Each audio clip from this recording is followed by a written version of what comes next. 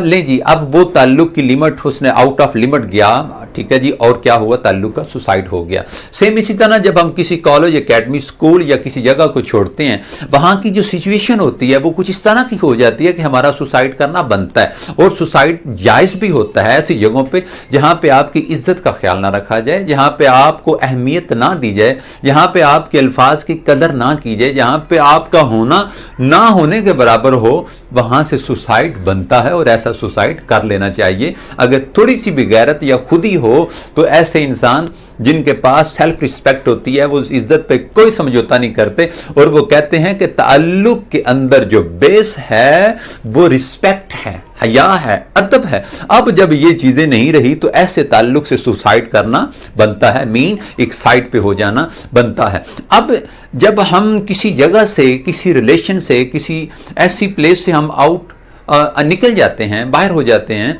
अपने आप को एक साइड पे कर लेते हैं, तो बहुत सी इसकी वजूहात होती हैं। देखिए, हर वजह की कोई वजह होती है, हर एक्शन का रिएक्शन होता है, कुछ भी बगैर वजह के नहीं होता, और कुछ भी सडन नहीं हो जाता। चीजें पकती हैं, तैयार होती हैं, फिर जाके उनका नतीजा निकलता है।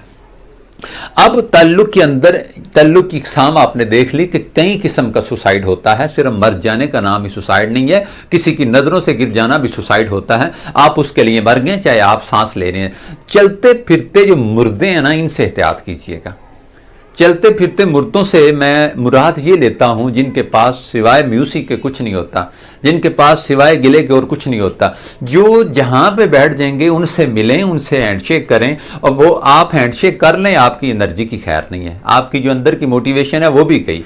ठीक है, इतने वो मायूस किस्म के मुर्दे होते हैं। तो ऐसे ऐसे जो सुसाइडर हैं ना, इनका सुसाइड बनता है। ये ना भी करें तो आप इनका सुसाइड करें, मीन के इनसे कट ऑफ हो जाएं। पहले उनको तबलीग करें, अपना रंग चढ़ाएं, और अगर आपको लगे कि नहीं, इसके जो मिसबिलीव्स हैं, इसके जो मिसकंसेप्शन है अपने आप के बारे में, इसने अपनी पर्सनैलिटी को जिस तरह का परसेप्ट किया हुआ है ये बड़ा स्ट्रांग है, फिर आप ऐसे करें, वहां से एक साइड पे हो जाएं।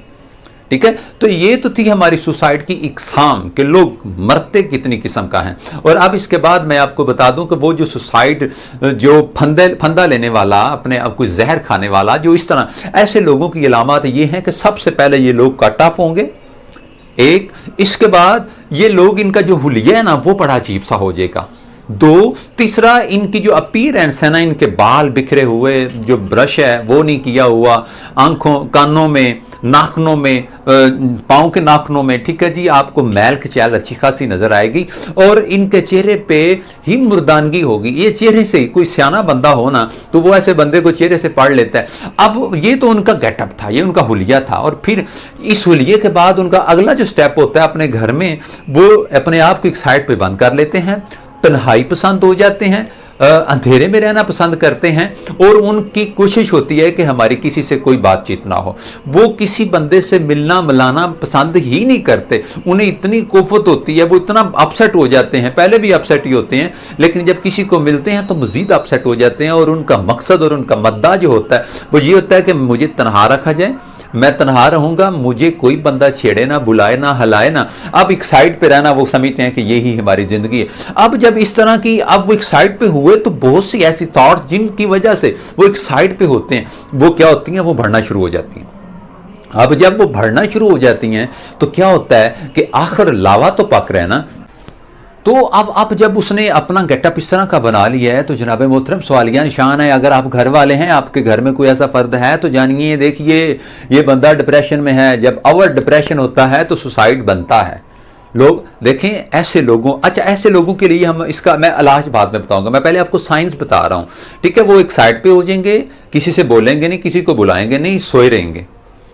बात का, अच्छा वो आंखें बंद होती हैं लेकिन वो जाग रही होती हैं, सोते भी नहीं हैं। अब जब इस तरह की सिचुएशन उनकी बिल्कुल ऐसे, वो उनका जो ये जो नेगेटिव थॉट्स उनकी जो पीक पे जाती हैं ना, तो वो एंड पे समझते हैं कि यहाँ से जो इसका जो, इससे बचने का एक ही तरीका है कि फंदा ले लिया जाए, मर जाए, अपने आप को मार दिया जाए। तो देखें, इस तरह के लोगों को आप टाइम दें, ऐसे लोगों को आपकी काउंसलिंग की ज़रूरत होती है, ऐसे लोगों को आपकी कंपनी की ज़रूरत होती है। और फिर मज़े की बात आपको एक और बताऊं कि बहुत से ऐसे केसेस हैं जिनके अंदर मरने वालों को कहा कि बोलें, अपनी फीलिंग बयान करें, आप ये जो करना चाह रहे हैं या आप क्यों करना चाह रहे हैं। तो यकीन जाने जब वो बोलते हैं तो ठीक 10 से 15 मिनट बाद उनके वो जो इमोशन रिलीज़ हो जाते हैं। समटाइम देखिए इमोशन रिलीज करना सीखिए ना। इमोशन रिलीज होते कैसे हैं? ये फीलिंग्स जो है ना, फीलिंग निकलती हैं, लफ्जों में भी निकल जाती हैं। समटाइम कोई बंदा आपसे बात करता है, आपको गुस्सा आता है, आप उसे थप्पड़ मार देते हैं, ठीक है।